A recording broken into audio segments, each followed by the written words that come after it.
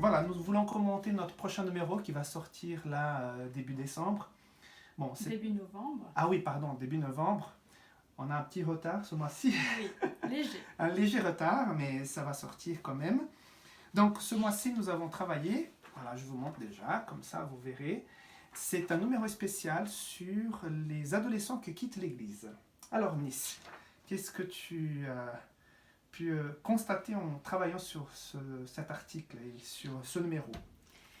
On sait déjà que les jeunes ont tendance à quitter l'église et ce numéro effectivement confirme cette tendance, mais surtout il explique pourquoi.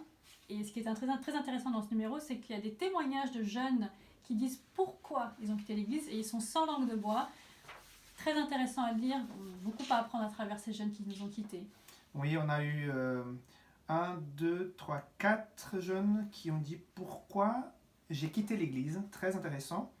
Il y a 5 autres qui ont dit pourquoi je continue à fréquenter l'église. Donc des jeunes de notre région qui habitent pas loin de chez nous. Donc c'est pas des gens, on n'a pas été interviewé des gens de loin, c'est des gens qui sont nos voisins, qui sont proches de nous. Tout à fait. Une réalité très présente. En Suisse et en France. En Suisse et en France. Voilà. J'ai bien aimé cette petite, on appelle ça une infographique sur le sabbat. Donc les 7 raisons pour observer le sabbat. Ce sont des versets bibliques qui expliquent ceux qui ont un doute, et puis c'est un petit rappel très intéressant. Il y a aussi une autre infographique qui est le résultat d'une enquête sur laquelle Pierre Cavelin, qui a écrit l'article sur les adolescents qui quittent l'église, qui explique, voilà, par rapport à la lecture de la Bible, combien de jeunes lisent tous les jours, quelques fois par semaine. Après, il y a les moments spirituels en famille, qui, entre le père et la mère, discutent sur la foi avec les jeunes.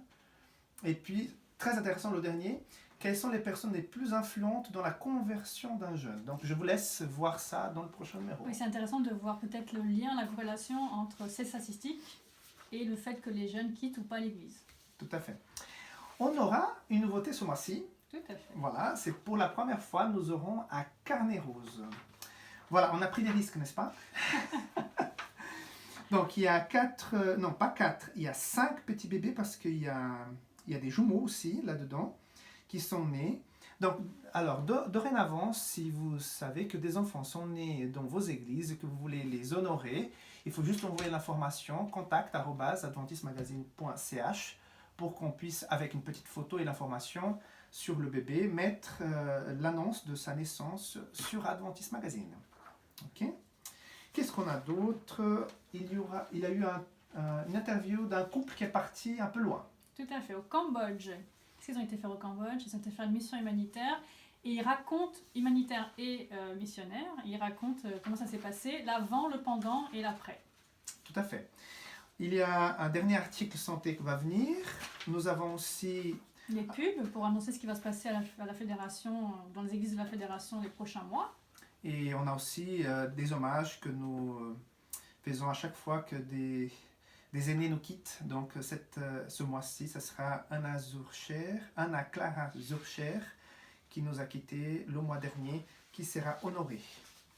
Voilà, c'est tout pour notre prochain numéro. Un beau programme. Voilà, donc vous savez qu'ils seront, les numéros de novembre-décembre seront disponibles dans 2 versions, papier dans les églises et numérique à partir de la 2e semaine de novembre. Tout à fait. Voilà, donc on vous attend nombreux sur le site et puis dans les églises pour récupérer votre prochain numéro d'Adventist Magazine.